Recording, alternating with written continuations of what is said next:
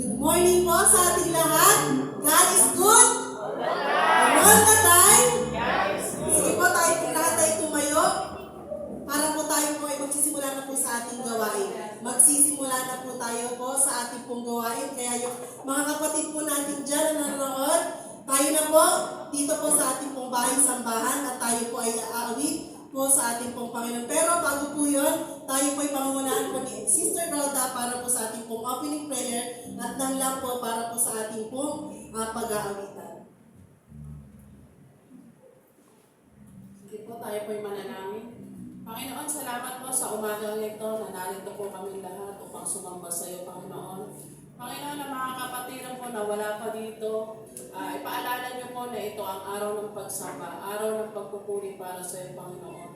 Panginoon, ang mga taong tatayo dito, patuloy na gabayan niyo po sila, ang music team, Panginoon, ang presider at ang tagapaghatid ng iyong mabuting balita na si Pastor. Kayo po ang manguna sa bawat isa, Panginoon. Puspusin niyo po kami ng iyong Espiritu, Panginoon, upang kami patuloy na magpuri at magpasalamat sa iyo. Marami pong salamat. In Jesus we pray. Amen. Sige po, sa pong panimula po nating waiting, tayo po minsan pong magpahanda sa kanya pong presensya. Kaya sa ating pong pagising, tayo pong purihin ang Diyos sa buhay po natin. Hallelujah.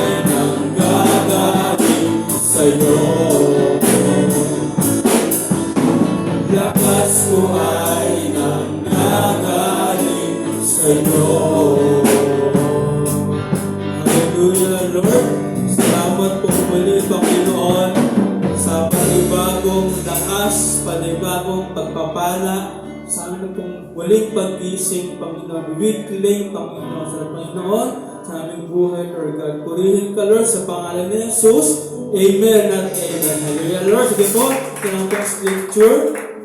Ito po ay nakasulat po sa Awit 92 verse 1. At itong basahin ng malakas. Ready, go! Ang magpasalamat sa Panginoon Diyos ay mabuting bagay, umawit na lagi, purihin ang ngalan, kataas-taasan. Amen! Hallelujah, Lord! Wala na pong praise song, wala na pong Hallelujah, Lord God. Come on, church. Clap your hands to our Lord. Ito po yan. Taas ko na lang ang mga kamay.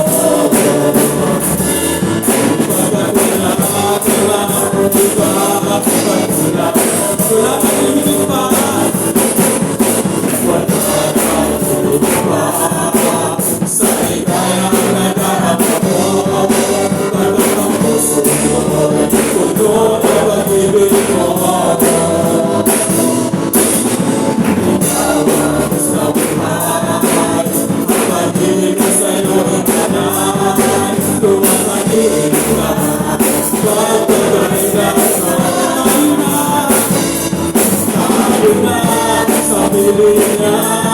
Sama-sama sigaw ang pangalan ni Jesus. Luwanag niya at pinilig sa buhay ko. Todo bigay ang papulit, todo bigay sama-sama, todo bigay walang higit, todo bigay wala nang higit pa, Panginoon. Wala nang higit pa sa likaya ng nagkakaroon mo. Kapag ang puso mo, todo na pag-ibig mo. Ikaw ang gusto mo, ang pag-ibig mo sa'yo ay kanan. Luwalapit ka, bawat bagay na tayo na sa piling na sama-sama sigaw ang pangalan ni Jesus. Luwalapit na pinilig sa buhay ko. Todo bigay ang pag-ibig, todo bigay sama-sama, todo bigay walang higit, todo bigay, todo bigay, todo bigay sama-sama, todo bigay walang higit, todo bigay, todo bigay.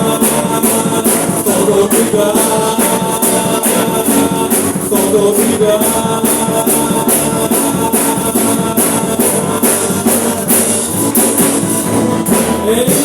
Hallelujah!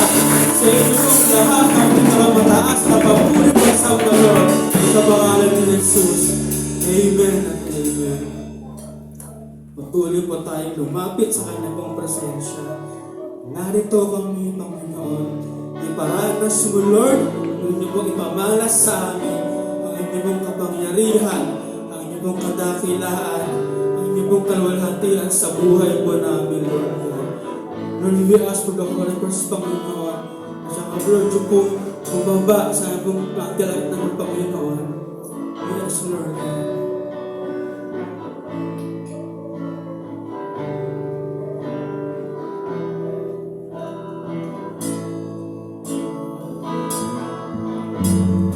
Narito kami, nagpapakumbaba, sumasamba sa isang Diyos. Hinahanap namin karintaran iyong mukha, sumasamo sa iyong pagkilos. At sa himig na hain, aming dalangin, kami katapunin. Ibaranas mo sa amin ang iyong kapangyarihan. Ipamalas mo sa amin ang iyong kalwalhatian, hanggang ang aming kaluluwa'y mapuspos ng lubusan, at sa aming kalagitnaan umagang ang kalangitan. Dakila ang iyong ay Lord, kamisan ka, Lord. Ito kami, Panginoon. Narito kami, nagpapakumbaba, sumasamba sa isang Diyos. Hinahanap namin karintaran ng iyong mukha, sumasamo sa iyong pagkilos. At sa himig na hain, tanging dalangin, kami katapunin. Iparanas mo sa amin ang iyong kapangyarihan. Ipamalas mo sa amin ang iyong kalwalhatian, hanggang ang aming kaluluwa'y mapuspos ng lubusan, at sa aming kalagitnaan umagang ang kalangitan. Dakila ang iyong minsan pa, Lord, paranas mo ang church. Worship our Lord, yes, Panginoon. Hindi mo namin mo mga panalangin ang pagsamba sa inyo mong harapan, Lord God. Ipamalas mo sa amin ang iyong kalwalhatian, Hanggang ang aming kaluluwa'y mapuspos ng lubusan, at sa aming kalagitnaan umagang ang kalangitan. Dakila ang iyong ngalan. Dakila ang iyong ngalan. Dakila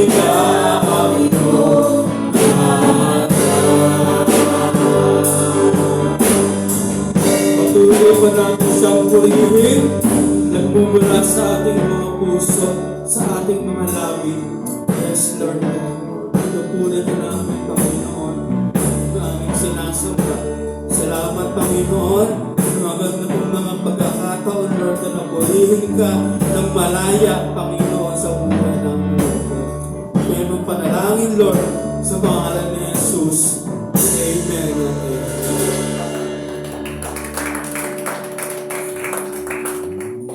Patuloy po tayo sa presensya ng Panginoon. Lord, patuloy po kami dumudulog sa inyong banal na presensya sa umaga po ito, Panginoon. Salamat po sa buhay at kalakasan.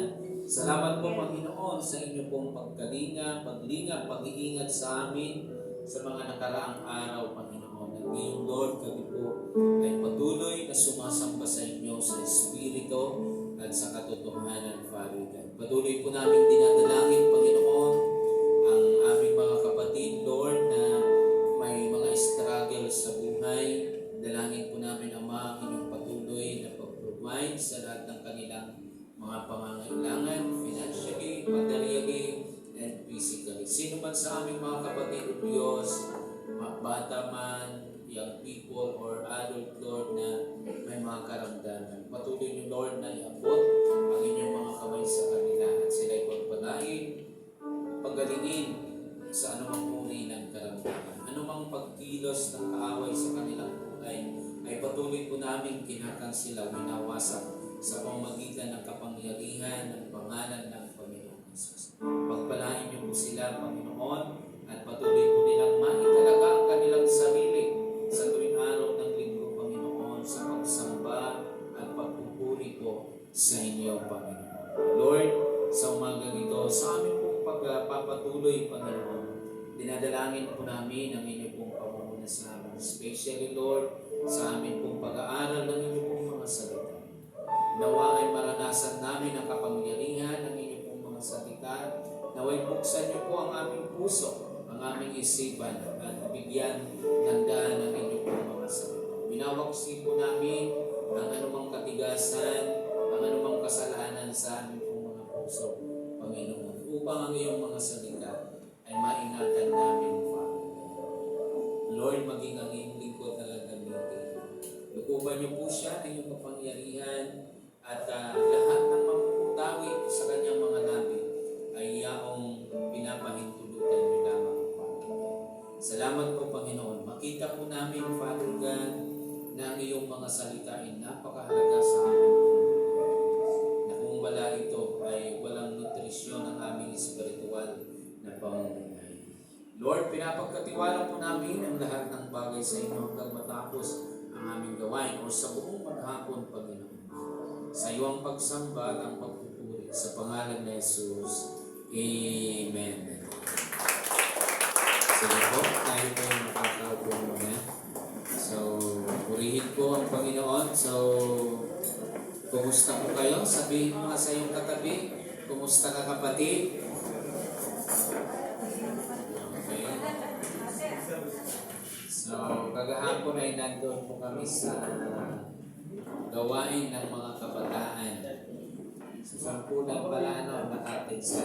Pero medyo konti lang sila dahil sa ang iba ay nag-alanganin. Marami nag-alanganin dahil sa napakalakas na ulan. Ngunit ganun pa man ay natuloy po ang gawain. Ang tema po ng gawain ay Class in Session, Heart of Mission. So, isang paalala, encouragement na kahit po tayo nag-aaral, lalo po sa mga bata, mayroon tayong misyon na dapat gampanan.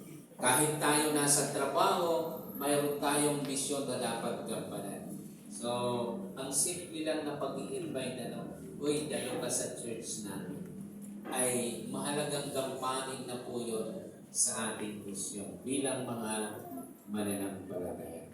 So, ayun. So, ang aking topic sa umagang ito ay purposely ay ginawa ko in preparation ko para sa ating nalalapit na discipleship journey or life journey. So, bukas po ang simula ng aming ilalatag. Ano po, sa aming meeting ay maghapon po kami bukas ilalatag paano gagamitin yung life journey po natin. Sa Pililya po ang amin pong meeting bukas. So mula umaga po yun hanggang hapon. Kasabay na po ng pagtuturo paano gamitin. So kung nais nyo po na magkaroon ng booklet, 50 pesos po yun pang student. Ang pang leader ay 100 pesos. Ang kaibahan po niya, yung pang student po, hindi ko nadala yung sample. Yung pang student, mayroon po siyang blank na kailangan po kung sagutan habang nag-aaral. Ibig sabihin, sa cell group po natin, pag ginamit na po natin yon, mayroon po siyang, mayroon kayong kopya na kung saan po pwede nyo siyang sulatan yung mga blanco. Pero pagka wala kayo noon, hindi nyo pwedeng sulatan. No? So, 50 pesos po siya. Kung gusto nyo pong bumili, especially sa ating LCC o sa mga leader po natin, pwede po kayong magpabili. 50 pesos po yung isa. Wala pong tubo yun. Baka sabihin niya, may patubo si pastor. So sa mga leader, mas malaki po siya. Nandoon na yung lahat ng sasabihin ay 100 pesos po siya. Ako bumili lang po ako ng dalawa sa amin dyan. Pero kung ikaw ay may cell group ka lang hinahawakan, dapat pang leader ang bilhin mo. 100 pesos. At bumili ka rin ng, o kaya, kung may pera naman may ating church, pwede siyang magpaluwal. So, may pang student siya, may pang leader. So, yun po. Okay. So, tayo pong lahat ay tumayo.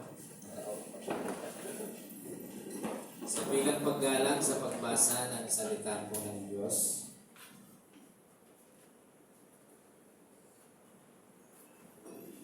So, ayan, hindi po kami nag-usap ni brother na parehas po yung aming chapter.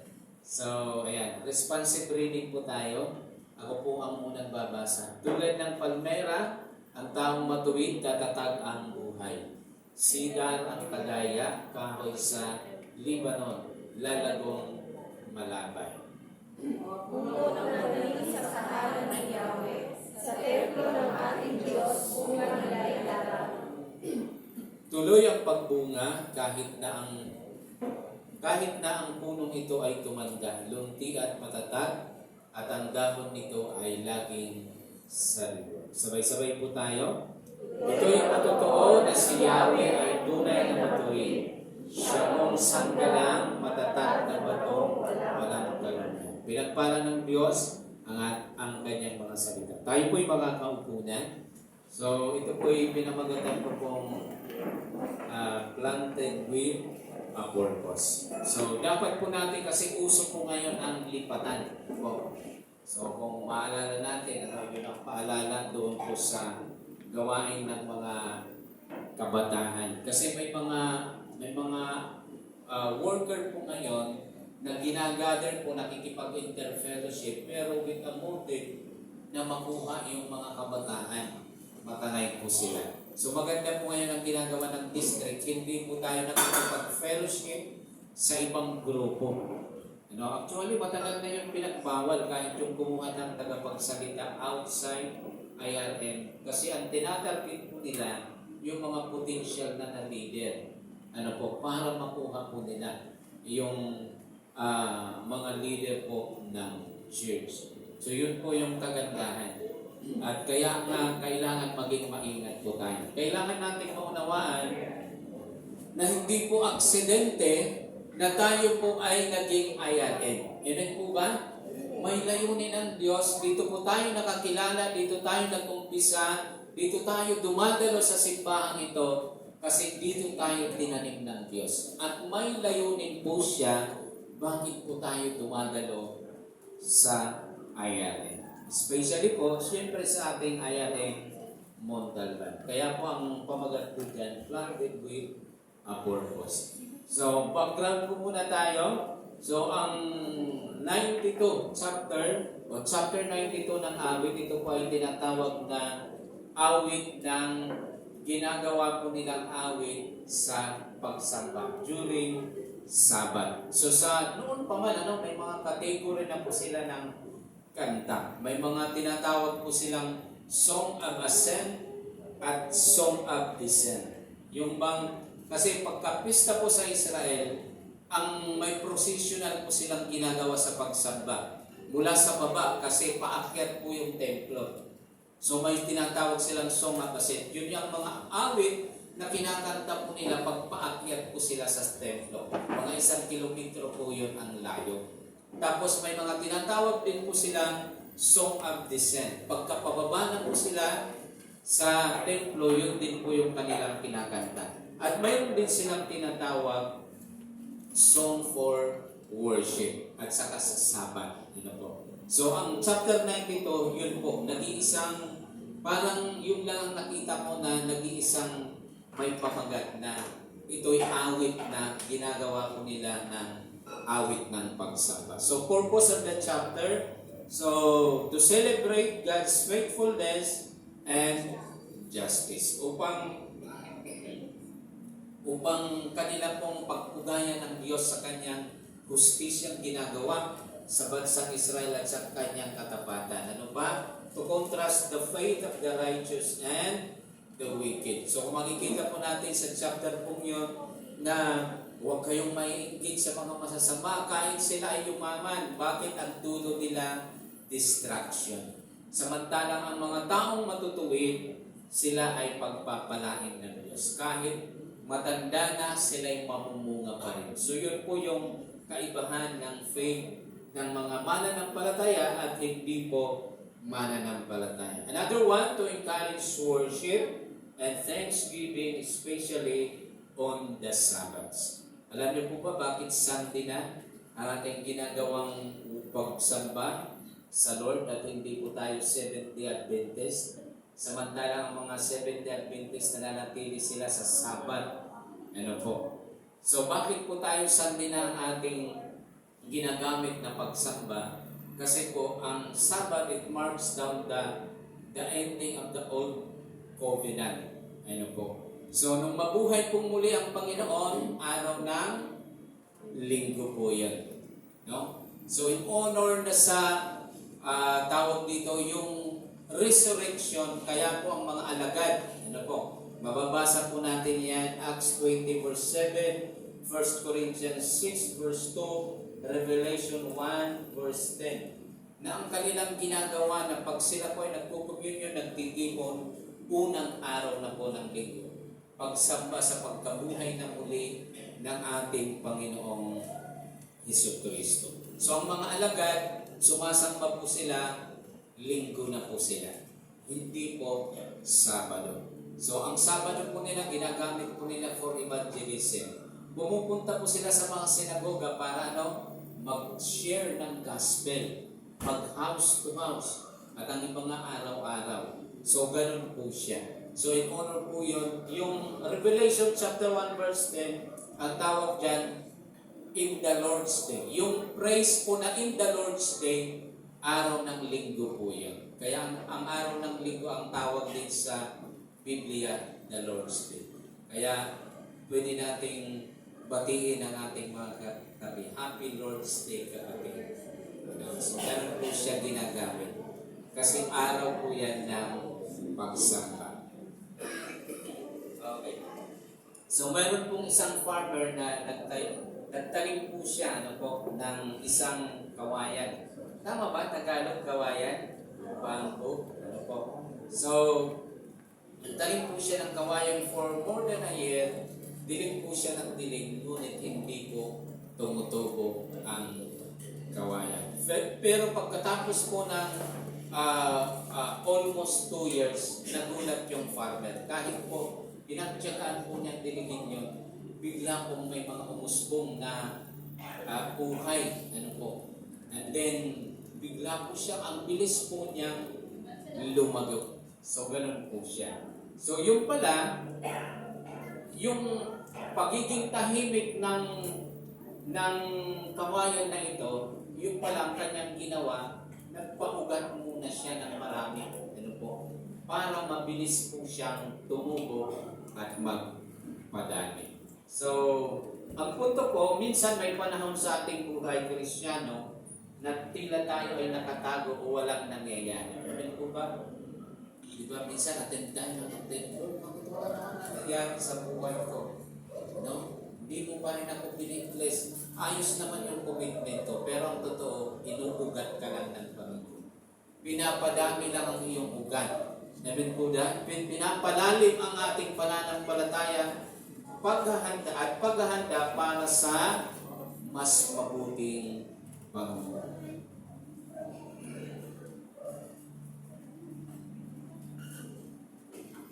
So, kung tayo man minsan ay gano'n, naiinip sa ating buhay, huwag kang maiinip, kapatid. Inihahanda ka lang ng Lord sa isang mas mabuting pangunguna. So, why it's important to know we're planted with a purpose. Na hindi ka aksidente. Bakit ka nakakadalo sa IRM Montalban? So, ang una po, God plants us with intent. No? Itinanim talaga tayo ng Diyos dito, hindi po doon. No? Itinanim talaga tayo ng Diyos sa IRM. At kung titingnan po natin yung meron tayong kapatiran from Isabela na siya po ay marahil may trabaho na sa Maynila, malapit po siya sa Novaliches, ay kinumusta ko, no? O, saan ka ngayon nag-a-attend? Dito na po, pastor, sa bayan.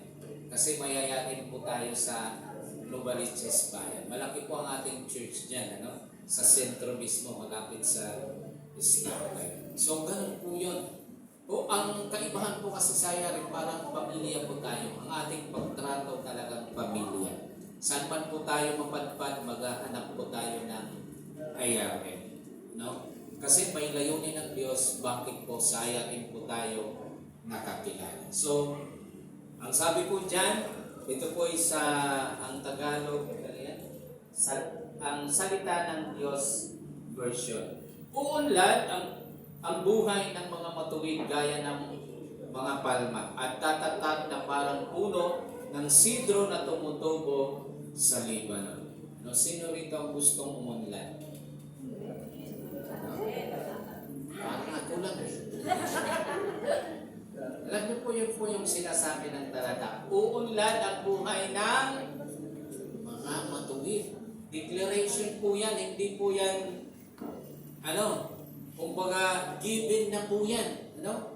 Uunlad ang ating buhay pagka tayo po ay namumuhay ng matuwid. At ang katotohanan, sa theological na aspeto tayo ginawa ng matuwid ng Panginoon. Positionally, righteous na po tayo.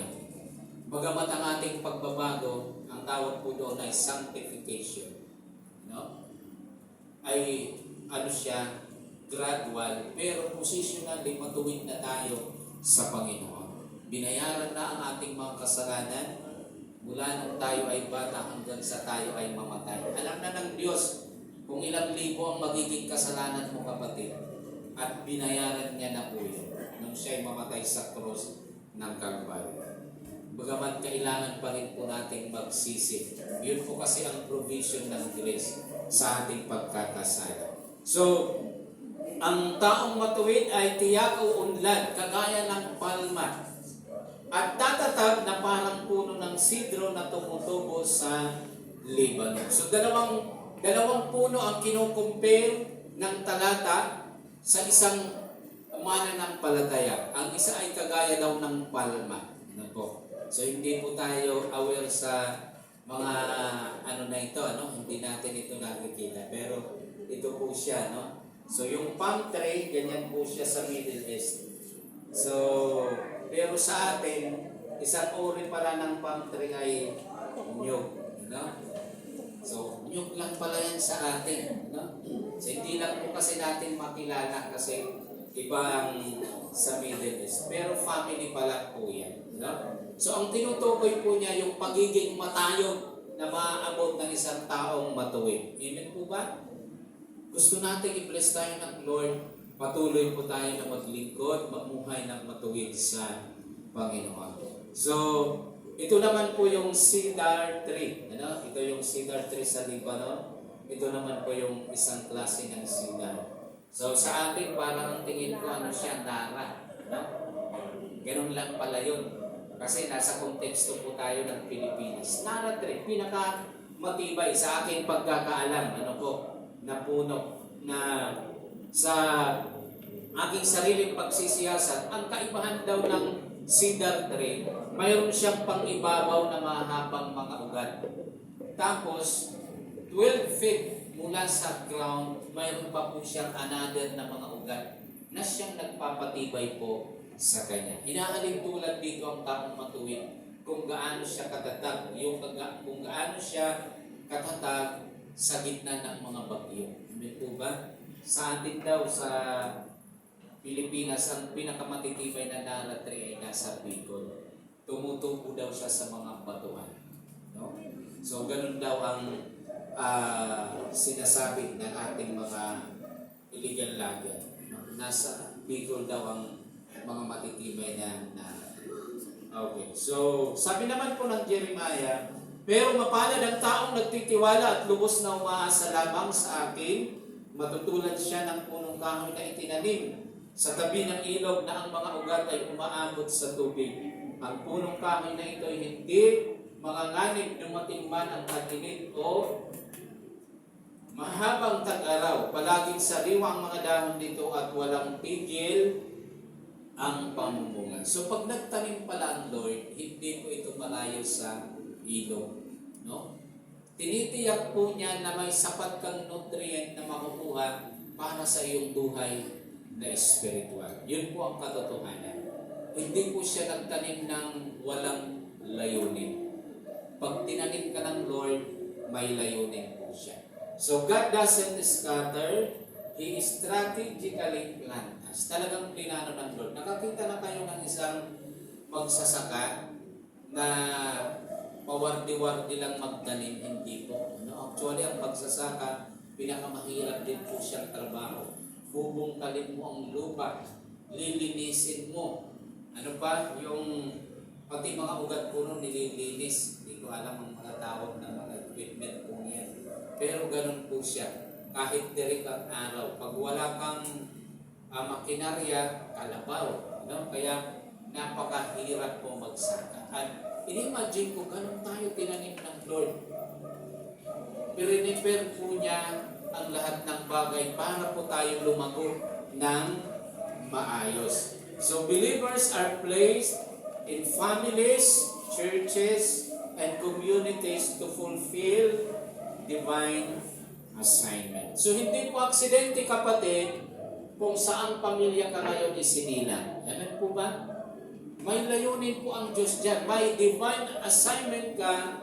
It is appointed by God na dyan ka isinilang kahit mahirap na pamilya yan kasi may bahagi ka. May layunin ka na gagampanan.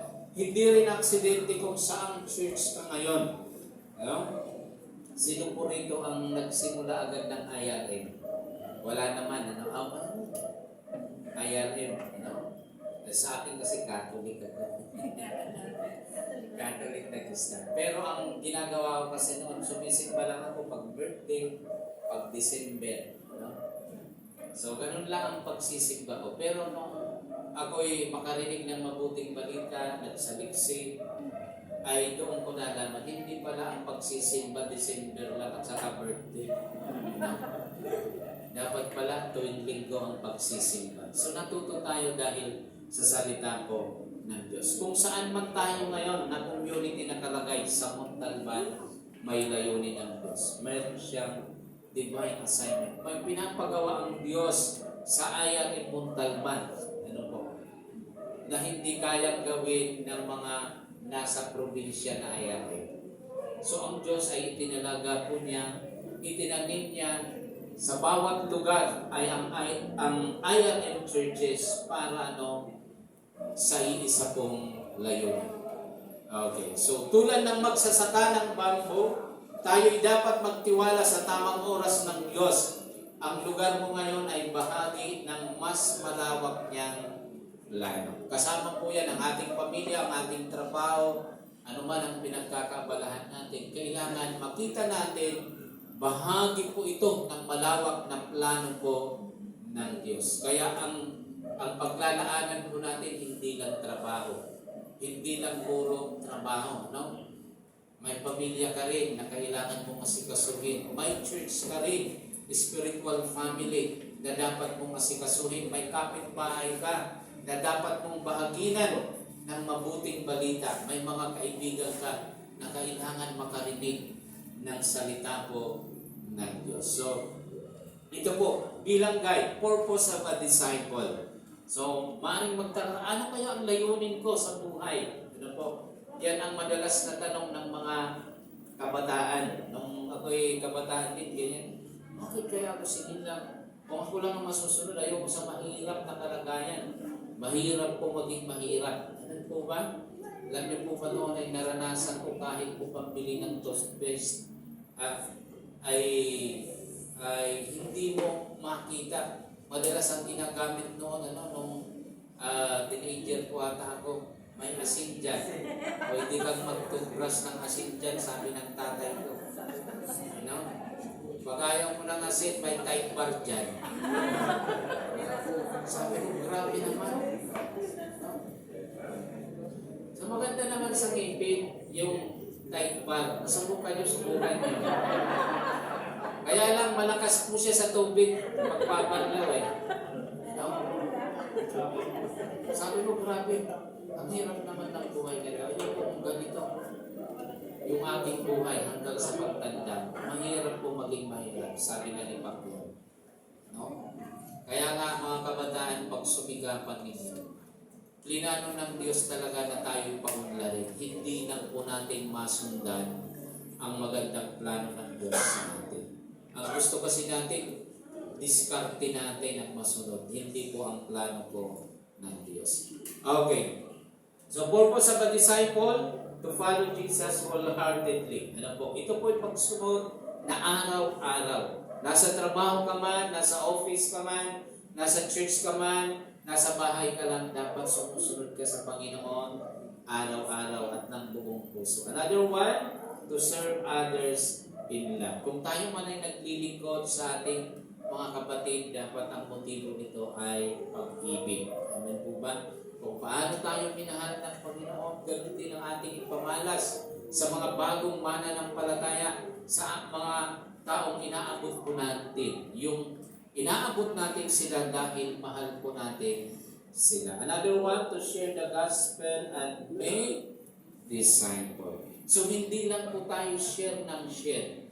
Ang endpoint po nun, kailangan maging disciple po sila ni Kristo. Kailangan natin silang bubugin na sila'y maging tagasunod po ni Kristo. Hindi po tagasunod ni Pablo. Amen po ba? Hindi maging tagasunod ni Pastor. Tagasunod mo. Hindi po. Para sila maging tagasunod ni Kristo. Kung share lang po tayo ng share, pero walang goal sa isip natin na kailangan maging follower ito ni Christ, ay halfway lang po ang atin pong ginagawa. So another thing, to preserve in faith in trials. No? To persevere in faith and trials. Kailangan mong maging tatatag. Layunin ng Diyos na ikaw ay maging matatag. Bakit po testimony po yan? No? Magiging isa kang testimony sa iyong mga kapitbahay. Grabe, iba talaga ang maka-Diyos. No? Kahit mahigpit ang pagsubok, makikita nila nagpapatuloy kang sumamba, nagpupuri sa Panginoon. Amen po ba? Hindi ka kagaya ng iba na sumasamba lang kasi may blessing. No? Naglilingkod lang sa Panginoon dahil pinagpapala ka. Hindi po ganon. Kahit po sa gitna ng pagsubok, dapat tayo ay nagpapatuloy. At another one, to worship God. Hinahanap ng Diyos ang mga sasamba sa Kanya sa Espiritu at katotohanan. At isa sa layunin ng Diyos, pagsamba. Bakit po niya tayo niligtas? Para po tayo ay sumamba sa Kanya. Bakit po niya inilabas sa mga Egyptyo? Para sumamba sa Kanya, ang Kanyang bayan. Then last one, to glorify God. Sabi ng 1 Corinthians 6:20, binili ko kayo ng walang katumbas na pera. Buhay po niya, pinambili po niya sa atin upang bigyan po natin ng karangalan ng Diyos. So kahit nasa trabaho ka man, nasa bahay lang, nag-aaral ka man, ang layunin mo bigyan ng kaluguran ng Diyos sa iyong buhay. So So, yun. Basa, 1, 2, 3, go.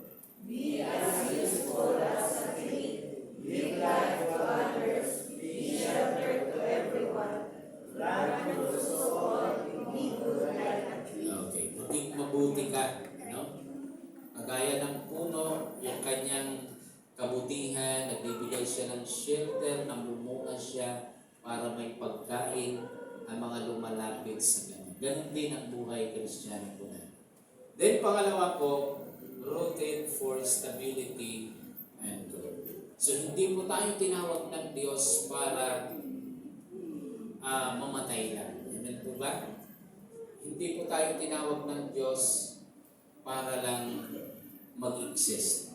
Kundi ang gusto ng Diyos tayo ay lumago, mag-grow. At ang isang puno, mag-grow lang po siya kung maganda ang pag-ugat po niya. So sabi po ng Colossians 2 verse 6, since you have accepted Christ Jesus as Lord, live in union with Him. Baka naman dumadalo ka sa church, pero ang totoo hindi ka pa tumanggap sa Panginoon. No? So ang mga iba pong graduate ngayon, ayaw na po nila ng pagtanggap. No? Ewan ko ano na nangyari. So ganito po yan. Kung noong panahon, may ginagawa po sa ating panahon ngayon, ang first step para masabi natin na siya ay talaga ay kumikilala na sa Panginoon yung acceptance prayer. Amen po ba? Alam niyo po sa panahon po nila, ang nire-recite po nila ay Apostles' Creed. Yun po ang nire-recite nila. Pag ikaw talaga ay convert ng Christianity, pinapasabay ka nila ng Apostles' Creed. Ano po yun? I believe in one God, the Almighty. I believe in the Son, the Lord Jesus Christ. I believe the Holy Spirit. Yan po yung Apostles' Creed na pinaparecite, pinapasunod po sa mga bagong mananampalataya. Pero sa atin, pinaiksi po siya. Prayer of acceptance. No? So kung titingnan po natin, maraming mga pumupunta sa church pero hindi pa po tumanggap. Kailangan po natin silang patanggapin. Kasi sabi po ng talata, since you have accepted Christ Jesus as Lord, kailangan nilang makilala, matanggap si Kristo bilang Panginoon. So, bakit po Lord? Capital L-O-R-D ang ginamit, hindi po puro kapitan. Ano po? So, ang sa English po, pagka ang ginamit po ay puro capital letter, ang ibig pong sabihin nun, Yahweh. Pero pag ganitong word po na Lord, capital L lang, ang ibig sabihin po niyan, Adonai. No? Sa Greek. So, ang ibig pong sabihin, dahil tinanggap mo ang Panginoon bilang iyong sariling Panginoon. Hindi po yan title, kundi yung kinikilala mo na ang Panginoong Hesus ang nagmamay-ari na sa buhay. Na ikaw ay alipin ni Kristo at si Lord ang ating pong Master. Yun yung katumbas ng salitang Lord, Master. No? Ibig sabihin, di ba sa panahon po nila, may mga alipin at saka Master. Ang alipin, binili po yan. Hindi sila magkakaroon ng alipin sa bahay nang hindi binili. At 20 silver, 30 silver, mga ganun.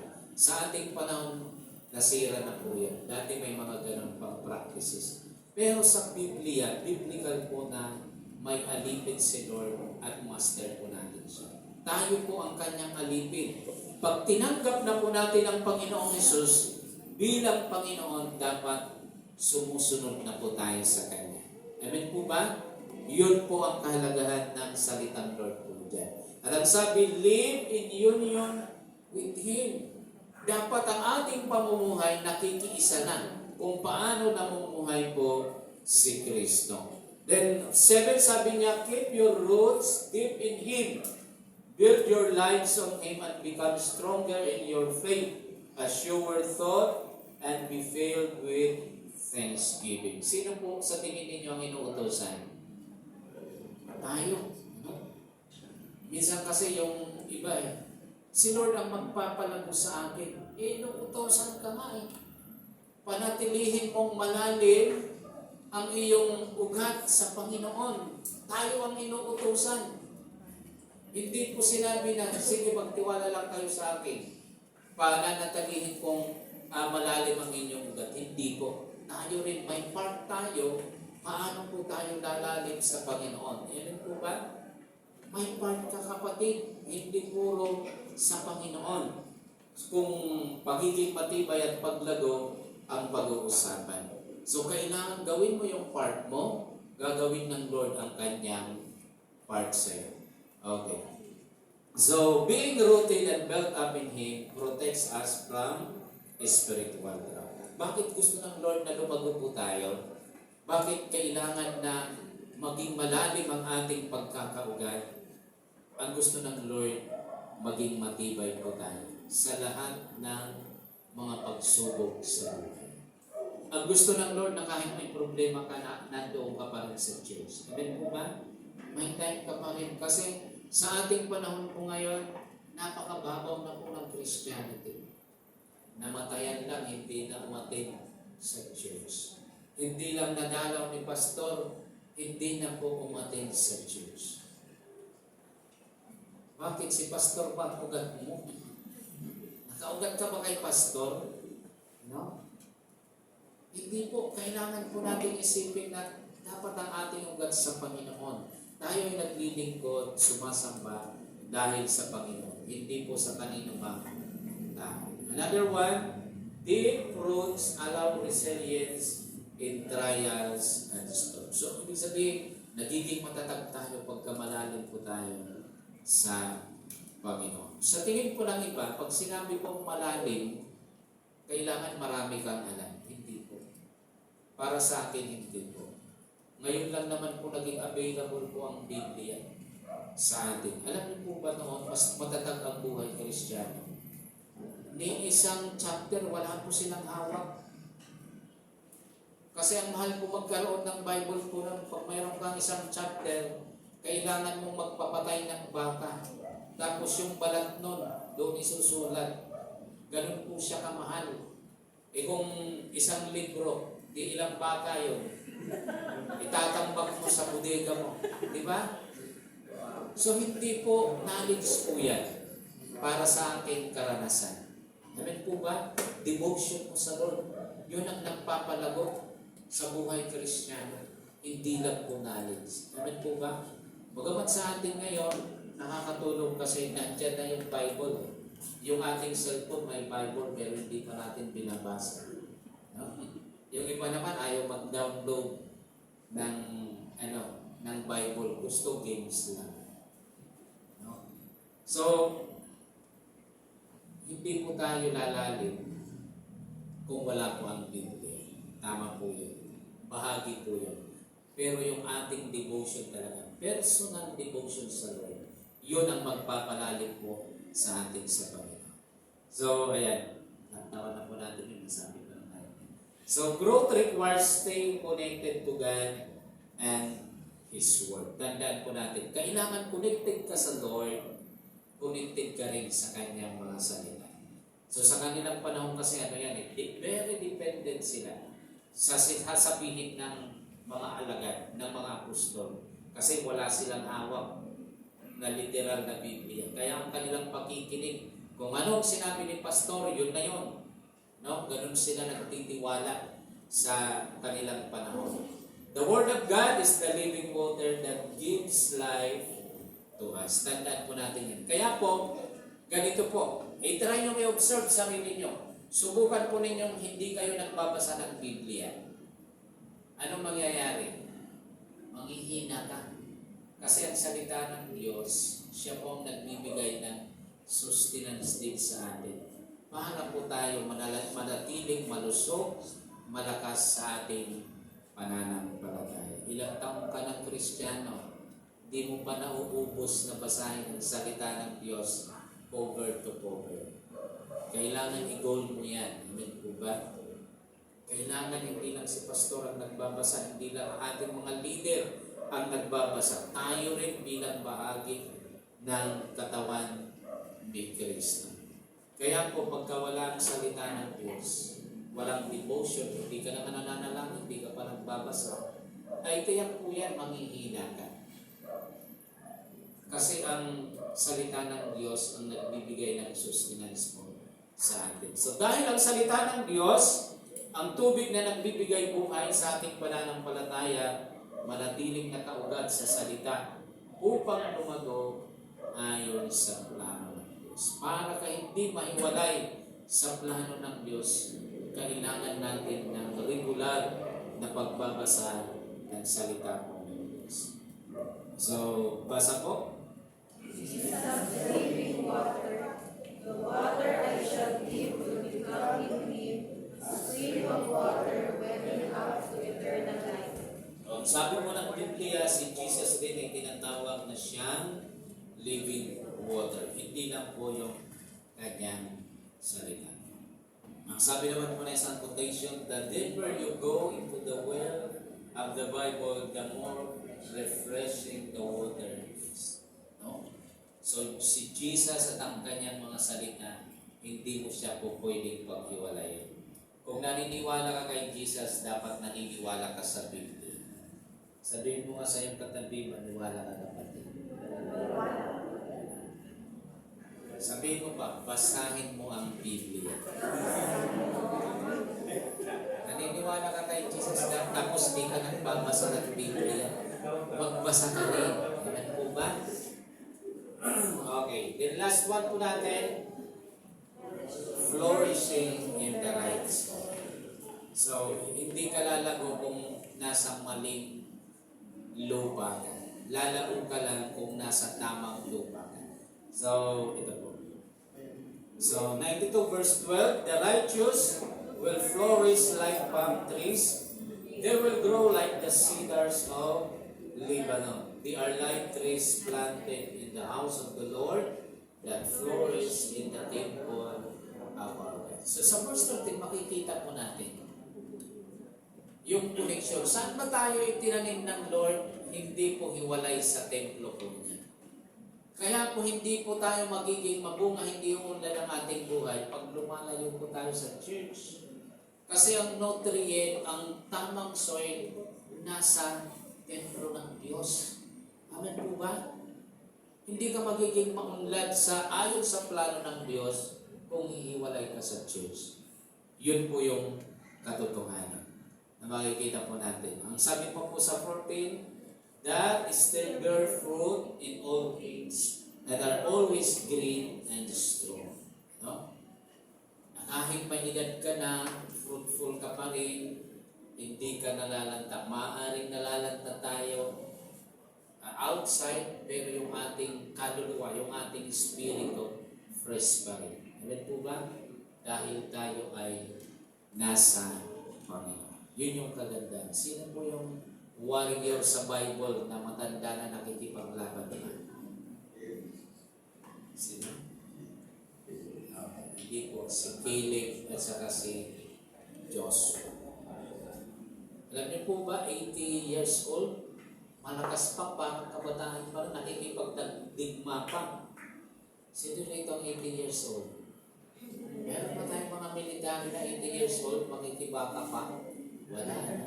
Pero si Caleb, ang sabi niya, 80 years old na ako, pero yung aking lakas, kaya pang makipagsabayan sa mga bata-bata pa. Kaya ko pang gabiin ang buong Hebron at ibigay mo ito sa akin. Kasi ito yung pinangako ng Lord sa atin. No? So, ganun po tayo. Pinayaya po tayo ng Diyos. Mabunga pa rin tayo kahit may edad na. Kasi hindi po tayo umiwalay sa templo po ng Diyos.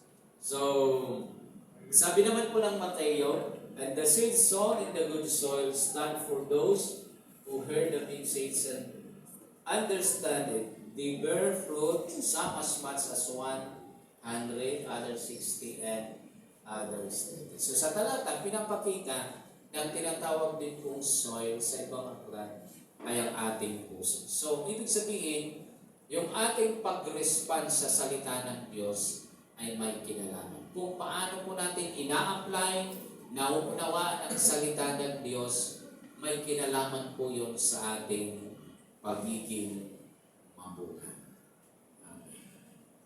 So the good soil, okay, represent. So fruitfulness is connected to how we respond to the truth. Ibig sabihin, halimbawa, nabasa mo, God is love. Tapos ang pamumuhay mo parang wala ka namang pag-ibig. Kahit asawa mo, hindi mo minamahal. Kahit anak mo, hindi mo minamahal.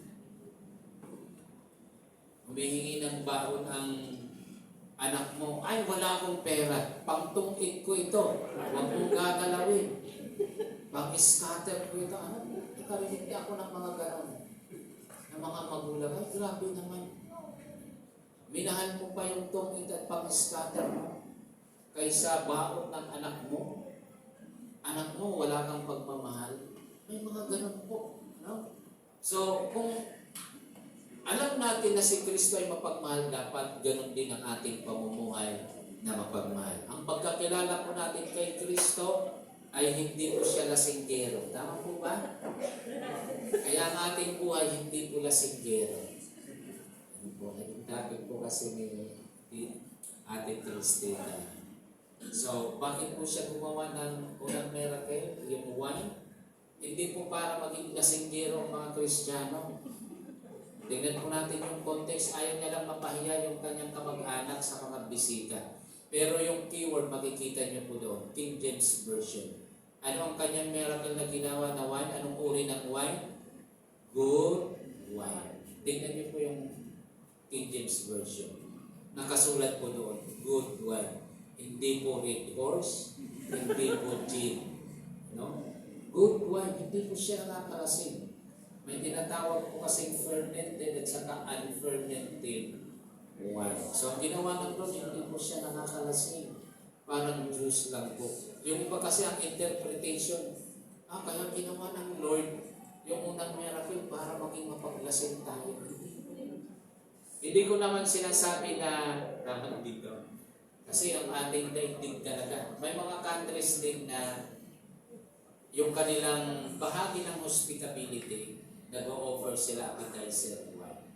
Something in Europe po at may narinig po ako. Magamat hindi pa po ako nakakapit. So yung mga ganon, kultura, hindi naman po, okay lang po yun. Huwag ka lang maglalasing. Amen po ba? Ngayon kung gusto mo talaga ng lasingan, hindi na po kasi yan eh. Hindi na po tayo tagay fellowship eh. No? Hindi na tayo ganun. Kung hinahanap man ng katawan pa natin, ayaw pa natin ma-overcome. Para sa akin, pwede naman. Pero hanggang isang tagay ka lang. Kaya lang, ang problema po sa isang tagay, hindi ka na pupuntin doon. Hindi po ako makakatulog, Pastor. Mga ganun sinasabi ng ating ibang kapatid. Pag hindi po ako nakakaisang buti ng red doors, hindi po ako makatulog. Gusto mo matulog na lang lagi. Naging sistema na po. Ibig sabihin, naging alipin ka na ng red horse, hindi ng banal na spirit. So, kailangan po nating ma-overcome lahat po yun. Hindi ko naman po sinasabi na bukas agad, pero dapat may ginagawa po tayong kapamalanan. Kasi nagdaan din po ako dyan. Pinakamahirap ng labanan, barkada. No? Sa lahat ng struggle sa buhay, barkada. Yung para sa pamilya mo, ay panahon mo sa pamilya, aagawin pa mo ng barkada. No? So, naranasan ko rin yan. Hindi ko naman kagad yan naliwag. Totoo po yan. Pero nag-umpisa ako. Nag-promise ako noon, naalala ko na, itong New Year, hindi talaga ako iinom ng alak. No? Yun lang po ang naging daan para po siya ma-overcome. Kasi kahit Kristiyano na ako noon, pagka yung may okasyon, tumatagay din ako yung Christmas at saka New Year, birthday, mga ganun. Pero na-overcome ko lang po yun nang mag-promise ako sa Lord. Itong New Year, Panginoon. Sisikapin ko na hindi ako makakainom ng alak para po mapagtagumpayan ng buhay. So, kailangan may hakbang po tayo. Okay, bakit ba tayo napunta? Hindi na ba po ba rito? Okay. So, fruitfulness is connected to how we respond to the truth. Kung ano ating pagkakakilala sa Panginoon, dapat yun ang pinakamuhan natin. The house of God is the environment where spiritual growth multiplies. So, kung gusto mo natin mayabong na pamunga, Huwag kang iiwalay sa house of God. Okay, right placement, Lord yours, right door. So huwag ka nang maghanap ay sa CCF ako. Madali lang po sumakay sa mga maunglan na church. Ako'y natutuwa nga kay Ate Cristeta. Dumalaw kami. Alam niyo po ba, doon lang sa kapitbahay, may church na. Pero bakit pinipili rito kalayo? Ako'y natutuwa. Dito kasi siya. At alam niya yung purpose niya. Dito siya tinanim ng Lord. At may layunin ng Diyos. Yung mga ganun. Ang iba po kasi Kristiyano, ang gusto natin magaanan tayo. Ay, dito na lang po. Parehas lang naman yung pastor. Dito, pupunta ako sa church. Lagi pa, maglalakad ako. Mamasahin pa ako dito sa kapitbahay ko. Aakyat na lang ako. Gusto natin ng madali. Pero dapat alam mo, saan ka itinanim ng Lord. Maging malinaw sa iyo yun. Amen po ba? So, wag yung kagaanan ng ating isipin, kundi yung purpose ng Lord. Okay. So, sabi po ng John 15:5, without me, you can do nothing. Kaya kailangan connected tayo lagi sa Panginoon. At sa ibang salin, ang sabi ko po ay, apart from me, you can do nothing. Walang mangyayari sa buhay po natin kung tayo ay hiwalay sa church, kung tayo po ay hiwalay sa Panginoon. Tandaan po natin yan. Walang mangyayari na maayos, maganda sa buhay mo kapatid pagka ikaw ay hiwalay sa Panginoon. Okay, John, basa?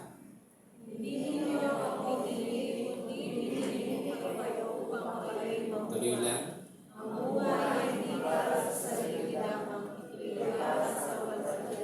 Okay. Pinili ka ng Diyos, may layunin siya, ano yon? Para maging mabuhay.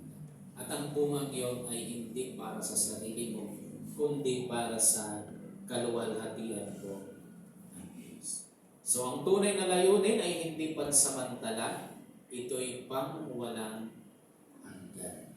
Kung ikaw ay itinanim, kailan ka mamumunga? At anong uri ng bunga ang inihahanda mong ialay sa Diyos? Kung alam mong ikaw ay itinanim ng Diyos, dapat maghanda ka ng bunga. Para sa akin, ang pinakabunga, una yung pagbabago natin. Amen po ba? Yung bunga ng banal na Espiritu, dapat makita sa atin. Ang pangalawa po dyan, ialay po natin. Ibig sabihin, pagkamitan natin ang ating buhay, yung bunga na sinasabi dyan, kaluluwa po. Yung mga taong mai-invite natin sa church, makakakilala sa Panginoon, yung kaibigan mo, kapitbahay mo, kamag-anak mo. Amen? So, hindi mo masaya ang langit pagka ikaw lang ang ligtas. Pero masaya ka ba? Lahat ng pamilya mo nasa impyerno, ikaw lang nasa langit. Kaya nga po doon sa pahayag at papahirin nila ang kanilang mga luha. Bakit po malulungkot ka? Kasi may mga ano naman talaga. Kahit ginawa mo ang lahat, binahaginan mo ng mabuting balita, sinikap mo, pinatawa mo, sinayawan mo, pinakain sa Jollibee, sa Vikings, pero ayaw pa rin tumanggap sa Panginoon. May mga ganun po talaga. At pag ganun ang ginawa mo, ipagkatiwala mo na sa Panginoon. Talagang hanggang doon siya. At least ginawa mo ang lahat ng mga kaya mo. Para siya makakilala sa Panginoon. So, ang pinaka may aalay talaga natin na bunga, walang iba kundi ang ating kapwa. Amen po ba? Hindi po natin sila susunugin, kundi sila ay gagawin po nating disciple. Okay, ayan. Ano ba? Anong saging ba yan? Si John. Okay, lakatan. Sadya kasi nagtinda ito dati ng saging. Lakatan. Alam mo rin ba ang saging? Lakatan, latundan, senyorita. Walang senyorito, ano? Okay. So, yan ay puno puno naman ng saging. Tingnan mo yung bunga niya, nakakatakam. Dati favorite ko yan. Pero nakaka-diabetic po yan, kaya mahina-hina. So, pag namumunga ang saging, sino po ang nakikinabang? Tao. Hindi po para sa kanya. Amen po ba? At pag namunga siya, isang beses lang sa isang taon. Tapos puputulin na siya. Yung mga panibago na naman ang uusbong, yun ang taon. Hindi same way.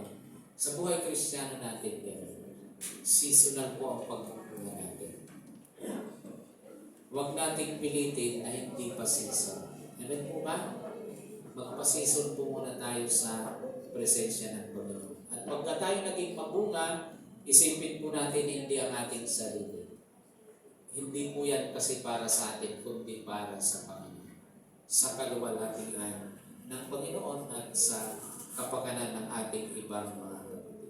So, a tree never questions where it is planted. It is simply grows toward the light, sends roots deep, and bears fruit in season. That's the beauty of living with a purpose.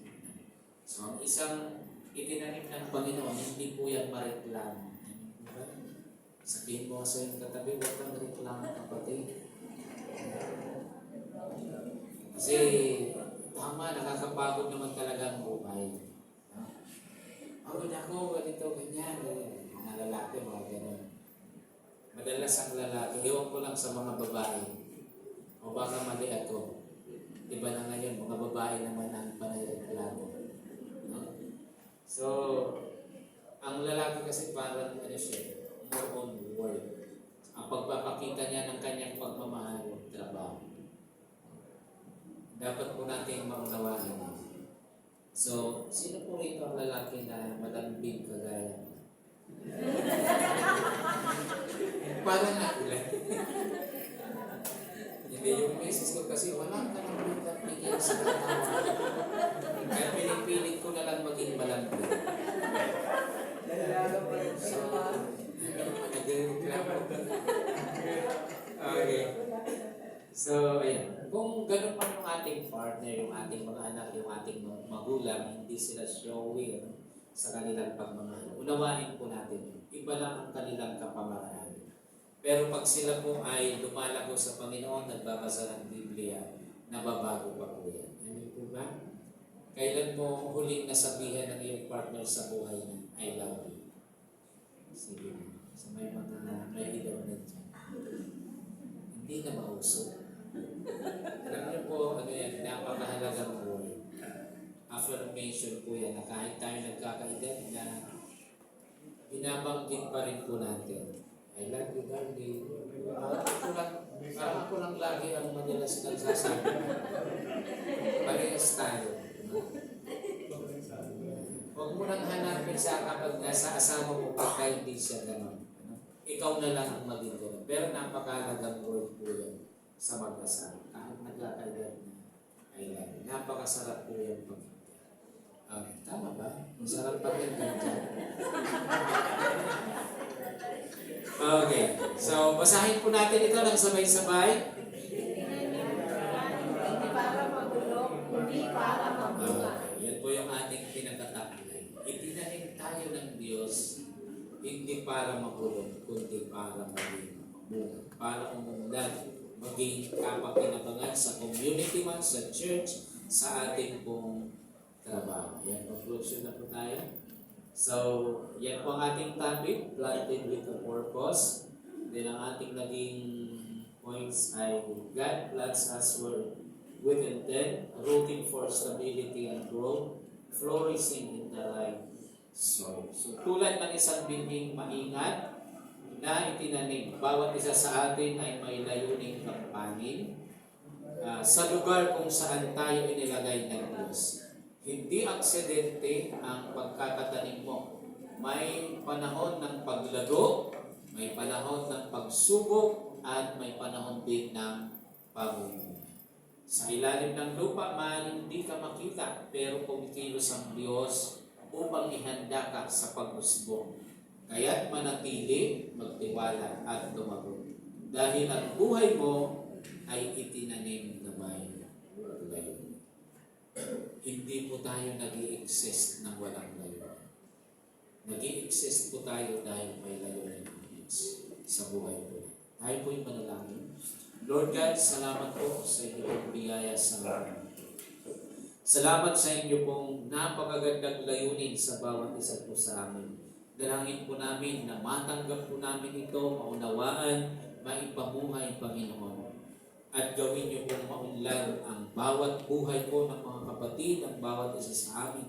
Dahil ito naman po, Panginoon, ang nakatakda na sinasabi ninyo sa inyo pong mga salita. Patuloy niyong pagpalain ang hanap buhay, ang kalusugan ng mga kapatid, anuman ang kanila pong mga trabaho sa kasalukuyan, pagpalain niyo po sila at ilayo niyo po, Panginoon, sa anumang pagkabangkrap ang mga negosyo po nila, anumang mga munting pinagkakakitaan. Lord, abundant blessing ang maranasan, kagaya ng sinasabi niyo po sa inyo pong mga salita. Salamat, Lord, sa inyong paalala, sa inyong plano sa aming buhay, na kami tinanim ninyo upang maging mabunga at hindi upang mabulog lang, Panginoon. Salamat sa napakaayos at napakagandang plano niyo po at layunin sa aming mga buhay. Pinapasalamatan ka namin at pinupuri sa pangalan ni Jesus. Amen. Muli, magandang umaga po.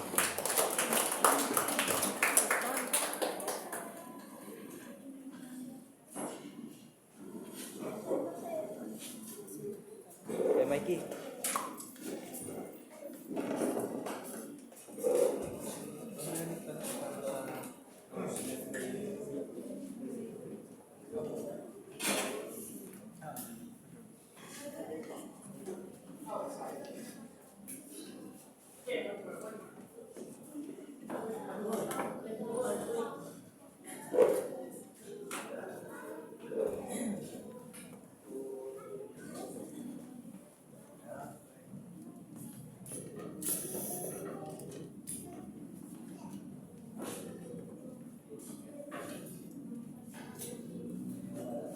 Inayayahan ko po bawat isa na tayo po ay tumayo. And atin po yung panalangin at atin po Lord, kami po ay nagpapasalamat sa umagang ito. At kami po, Panginoon, ay sinisilibrate po namin, Lord, ang communion, pag-aalaala, Diyos, sa ito pong dakilang ginawa, pagsasakripisyo sa krus ng Kalbaryo upang kami ay mapatawad mawasan sa aming mga pagkakasala. Pagpalain niyo po ang mga elementong ito at maging lunas din sa aming mga karamdamang espiritual, Panginoon. Salamat po sa pangalan ni Jesus. Manatay ko na tayo, tayo at habang pinamumutmot ng ating po mga leader, ang ating grupo at ang ating po pinatay.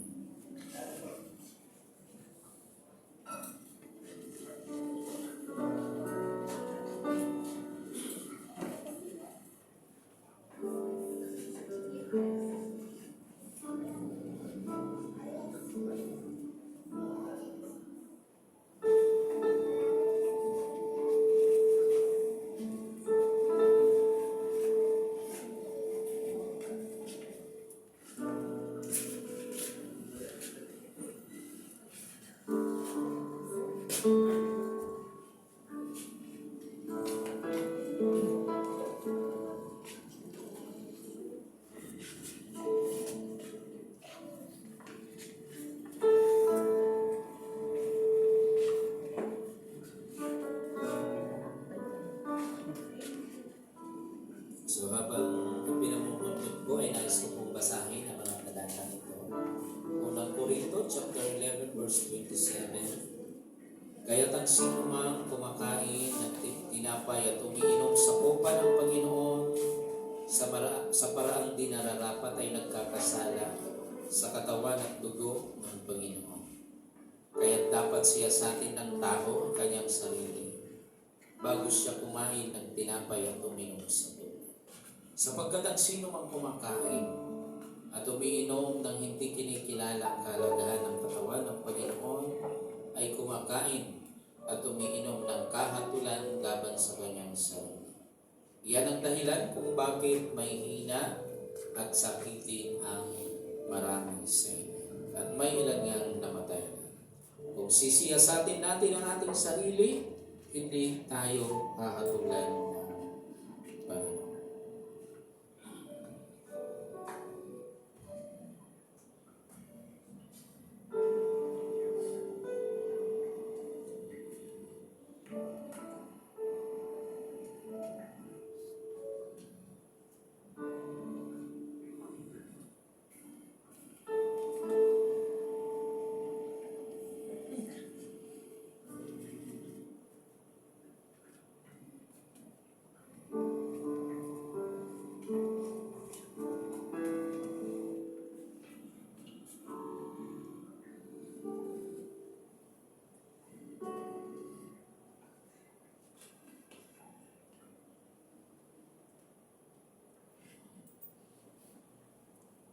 Itaas po natin ang ating pong strength. Sapagkat ito ang turo na tinanggap ko mula sa Panginoon at ibinibigay ko naman sa inyo. Noong gabing siya ay pagkanulog, ang Panginoong Hesus ay dumampot ng tinapay. Nagpasalamat at pinagpira-pira sa iyon at sinabi, ito ang aking katawan na inihahandog para sa inyo. Gawin ninyo ito bilang pag-alaala sa akin. Sabihin po natin, nagpapasalamat ako, Panginoon, sa iyong katawan na napako sa krus ng Kalbaryo. At ako'y napatawad sa aking mga kasalanan. Kainin ko na.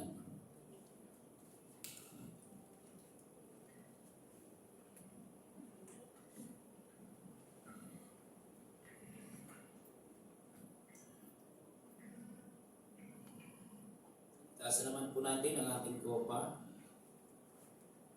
Matapos maghapunan, dumampot din siya ng kopa at sinabi, ang kopang ito ang bagong tipan na pinagtitibay ng aking dugo. Tuwing iinumin ninyo ito, gawin ninyo bilang pag-alaala sa akin. Sabihin po natin, nagpapasalamat ako, Panginoon, sa iyong dugo, na tumagas sa krus ng Kalbaryo at ako'y nahugasan sa aking mga kasalanan. Inumin ko na.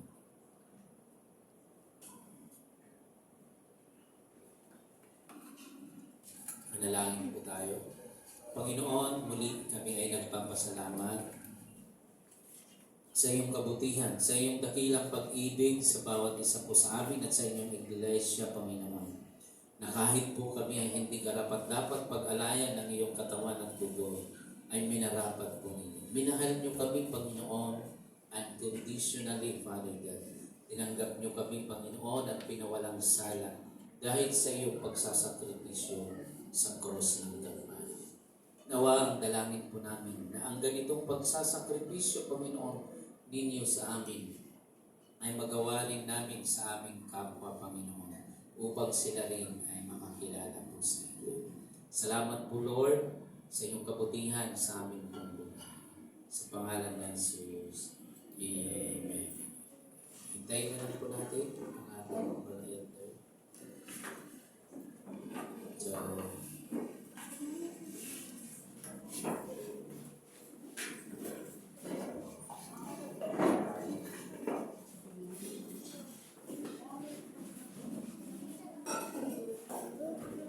Are we blessed, church? Are we blessed, church? Amen. Lahat po tayo ay blessed. Lalo po doon sa ating pong narinig na message po ng Lord po. Ngayon naman po, italako po tayo po sa ating pong tithes and offering. Aking pong tinatawanan ng tagapag-hatid po ng tithes and offering encouragement po, Sister Mary Jane Tolero. At susundan po ito ng ating pong pastor, Sister Cristita Barcelona.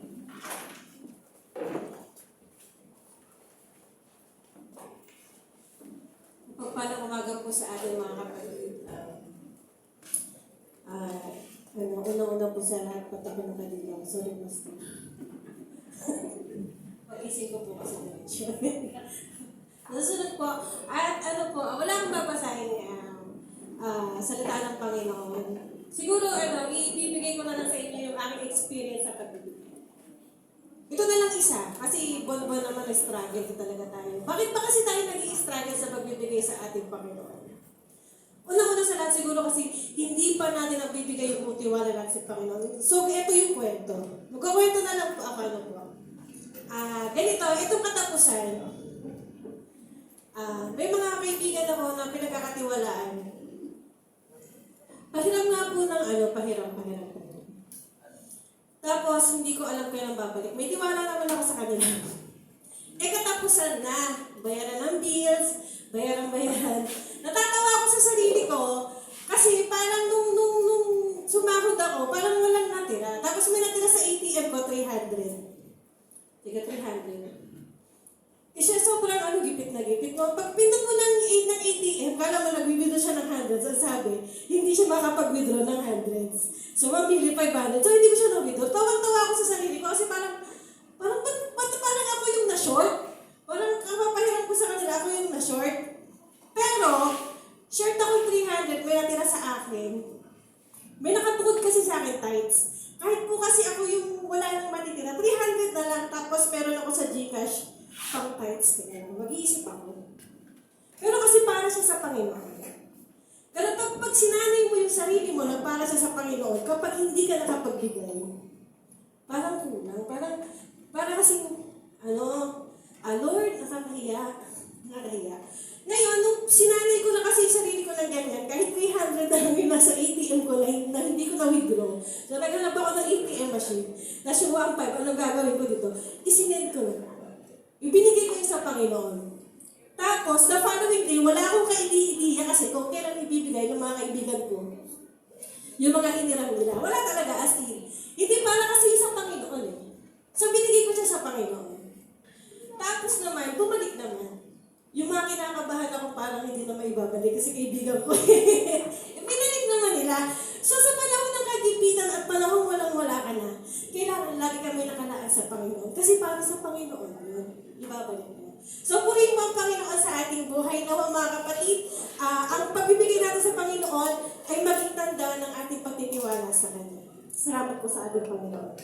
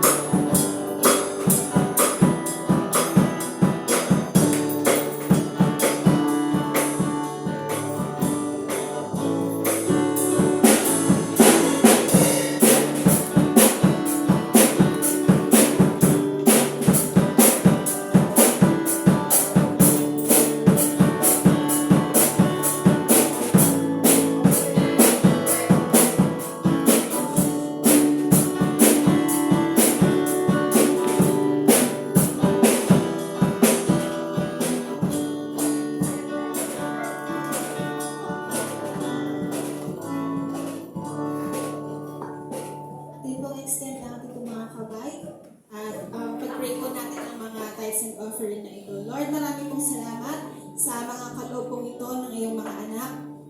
We pray God na magamit po ito sa paglago po ng aming church, sa mga mission Panginoon para matugunan po ang pangangailangan po ng aming iglesia. And pagpalain mo rin po ang bawat isa, ang aming pong mga trabaho, mga pinabubuhay po namin ninyo pong pagpalain, patuloy po aming bigyan ng kalakasan, and bless mo Lord God abundantly ang bawat isa sa lahat po ng aspeto ng aming po mga buhay. Maraming po salamat Lord, sa iyo po ang kapurihan sa pangalan ni Jesus. Amen.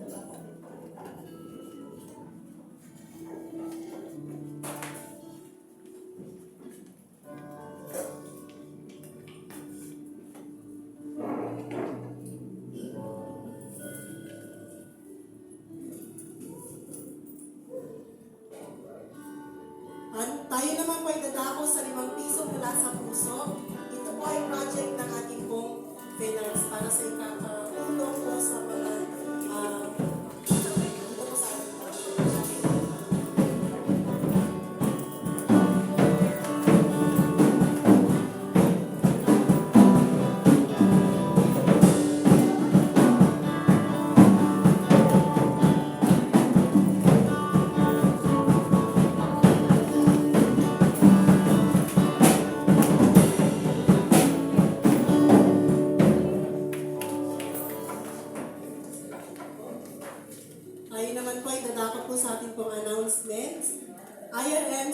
breakthrough worship service every Sunday at 2 p.m. Midweek service and prayer meeting July 10, 7 p.m. Speaker po natin, Jacopel Duran. Worship leader, Sister Jasmine. Testimony, Sister Rhoda. Usher po, Sister Laarni. Sunday service po, July 13, sa ganap po na 9:30 a.m. Speaker po natin, Pastor Renato. Presider po, Brother Reynan. Opening prayer, Brother Ray Acosta. Worship leader, Brother John. Tithes and offering encouragement, Brother Ray Losada. Usher po natin, Brother Boy Adriano. Flower sponsor, Sister Leonie Santos. Life group mentoring, men's group every Wednesday po at 7 p.m. Women's group every Friday at 6 p.m. LCC meeting po after Sunday service. Aita Community Mission every Saturday at 8 a.m. Kids Saturday class po at adult worship po ang ginagawa po ito. Be a blessing to the next generation. We are looking for generous sponsors to support our growing kids ministry. Your help will go a long way in providing fun activities that teach children about God's love.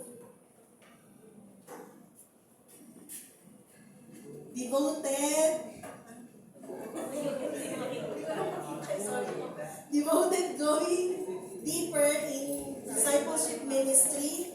Ito po ay gawain ng YWAPO sa August 25, 9 a.m. to 4:30 p.m. po. Ang registration fee po nito ay 150 pesos. NCR1 Sulong, date po nito ay July 12, sa ganap po na alas 8 hanggang alas 12 ng hapon. Venue po nito, IRM Malanday. Speaker po natin, Council Pastor Leovic Ramos. Registration fee po ay 50 pesos. NCR1 Calcab.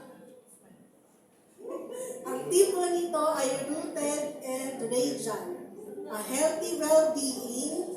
Date po nito ay July 26 po, Saturday at 8 a.m. to 11 a.m. Venue po nito ay IRM Malanday. Ang registration fee po ay 50 pesos. Please wear your most comfortable sports attire. Thank you po para po sa ating pong flower sponsor po. Palakpakan po natin ang Pantayot. Tayo po tatapos po sa ating pong closing song. Pangunahan po tayo ng ating pong praise. Amen. Salamat po sa Panginoon Diyos na pinigyan mo siya tayo sa iyong closing song. Tinignan ang lahat ng papuri sa Panginoon Diyos sa iyo lang namin, Lord, binibigay. Amen.